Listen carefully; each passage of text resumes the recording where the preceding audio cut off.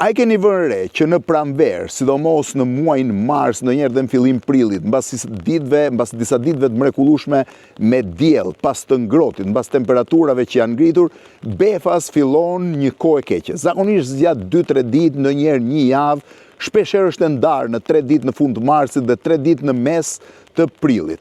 Nëse pyet moshuarit, natyrisht dhe jo vetëm të moshuarit, ata do të përgjigjen fare thjesht. Shpjegimi i tyre është konstant. Erdhën plakat. Po çfarë janë plakat? Cila është legjenda e plakave? Si është kthyer ajo në një prej legjendave më të besuara, që kushdo për t'i dhënë një shpjegim motit keq dhe tekanjos që vjen papritur, e shpjegon atë me plakat. Është një legjendë e hershme, ka shumë mundësi të jetë dhe legjendë pagane, askush nuk di ta thotë eksaktësisht kohën e saj, por legjenda e plakave është një nga legjendat më të gjalla në Shqipëri. Kur thash pleq, por natyrisht dhe pjesa më e madhe të rinjve mund të flasin për plakat e famshme të pranverës. Po cila është historia e plakave? Në fakt ka 3 versione që qarkullojnë në Shqipëri, është një legjendë që është kryesisht shqiptare, nuk e gjen vende tjera, të paktën nuk kam ndeshur në asnjë prej vendeve tjera për të shpjeguar motin që prishet papritur, rreshtit dhe shiut që bien shifeni. Pra, legjenda e plakave në Shqipëri është shumë interesante. Sipas të dhënave, një plakë e cila kishte dalë të kulloste baktitë e saj në mal, në një kohë të ngrohtë, disa ditore, hoqi rrobat e dimrit, u vesh me rrobat e verës, shkoi me baktin, u ngjit në maj të malit. Legjenda në fakt e lidh me malin e Tomorrit. U ngjit në maj të malit dhe duke ju drejtuar qiellit, tha: "O dimër, më marrësh të keqen, ma more të keqen, ike dhe s'ta kam më frikën." Tani ka versione të ndryshme, version është që s'ta kam më frikën, një version tjetër i thotë që mu hoqe qafe, një version që ike, po paka shumë ideja ishte që dimër ma more të keqen, edhe tani ka dhe një më banale në fakt, dhe tani filloi vera. Dimri e dëgjoi. Diku thuhet shkurti, diku thuhet marsi, se ki parasysh që ndarjet dikur edhe marsi ka qenë shumë i ftohtë. Dhe atëhere dimri i drejtohet marsit ose prillit, pra legjenda është e ndryshme dhe i thotë: "Mars o im vlla, ose prill o im vlla, m'jep 3 ditë hua, ta thaj plakën me gjithë shka." Natyrisht që prilli ose marsi ose prilli, si thash ka 2 versione të plakave, e dëgjuan ose ja pranoi lutjen dimrit dhe i dha 2-3 ditë hua, 2-3 ditë që ishin fatale, sepse filloi një stui, një suferinë e tillë që e ngriu plakën në majt malit. Plaka kishte shkuar me veshjet e verës, siç thash, edhe nuk e priste që do kishte një stuhi të tillë. Kështu që stuhia e fortë e dimrit që erdhi menjëherë pas ditëve të mrekullueshme të pranverës, e thau plakën në maj të malit. Sipas legjendës, thash thuhet që është mali i Tomorrit, plaka ngriu, u kthye në gur dhe në gur ende sot del një burim në malin e Tomorrit që konsiderohet që janë lotët e plakës që nuk diti të mbrohej nga dimri që erdhi papritur. Kjo është një pjesë e legjendës e cila është kryesisht prezente në pjesën e jugut të Shqipërisë, pra mars ose prill o im vlla, m'jep 3 ditë hua, ta thaj plakën me gjithë shka. E thau plakën me gjithë baktit natyrisht. Një version tjetër është një version i veriut që flet për mullizezën, një lloj shpendi. Mullizeza lindi 7 zoq shumë më herët se sa duhet lindnin, sepse pa motin e mirë të pranverës, atëherë plaka i tha, ju kthye dimrit dhe i tha: "Mua mullizezat më lindi zoq, kështu që na e more të keqen." O dimri u kthye, mori me vete mullizezat dhe plakën.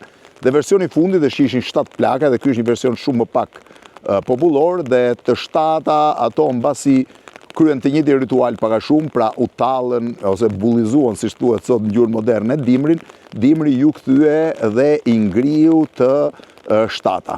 Janë pra 3 versione të legjendës, por legjenda më e besueshme është ajo që lidhet me malin e Tomorrit, me plakën e cila u nis me baktit, u tall, si thuash, me dimrin, ose tregoi një lloj ironie ndaj dimrit nga maja e malit ku doli bashkë me baktitë e saj, edhe dimrin bazë të huas që i mori marsit ose prillit, e mori me vete plakën, pra e thau plakën me gjithë baktit, dhe sot plaka dhe baktit janë kthyer në shkëmbi, ku nga njëri prej shkëmbive, nga shkëmbi që mendohet se është plaka, rrjedh ujë, pra është një burim ujë që nga shumë në legjende konsiderojnë që janë lotët e plakës.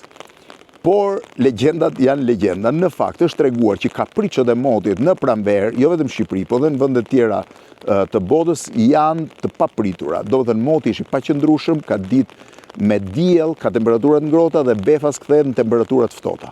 Në fakt, kur po diskutoja këtë me dikë, më tha, mirë, po si shpjegohet që plakat janë gjithmonë në të njëjtën kohë.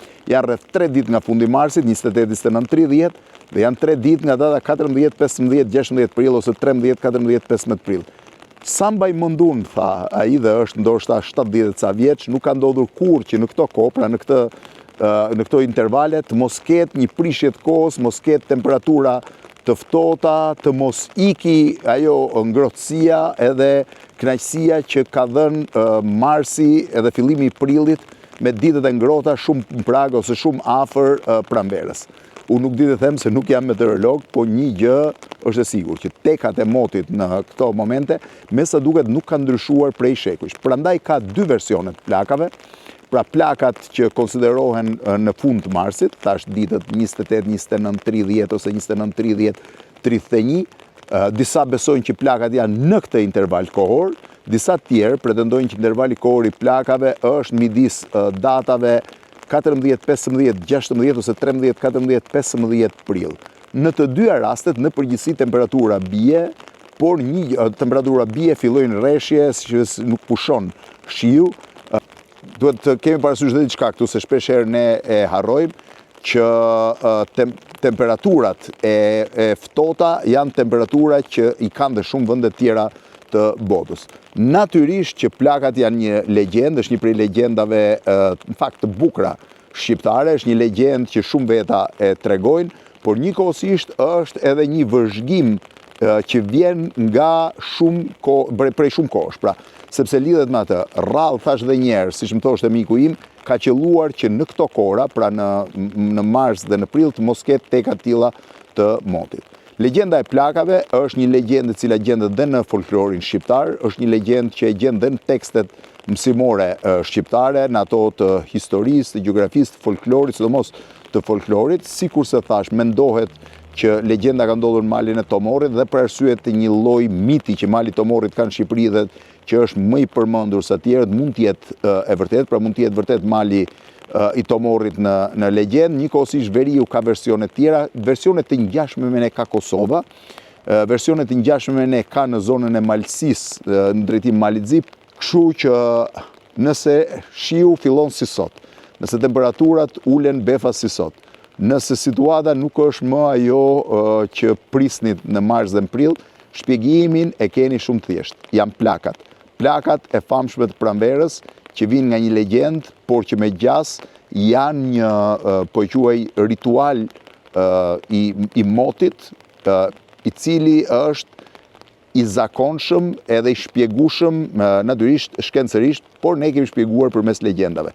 Legjendës famshme të plakës, cila sfidoi Dimrin dhe Dimri i tha mars ose prill oj vlla, më jep 2 ditë hua ta ngri plakën me gjithçka. Kështu që për plaka vishuni trash dhe mundohuni të mbroheni.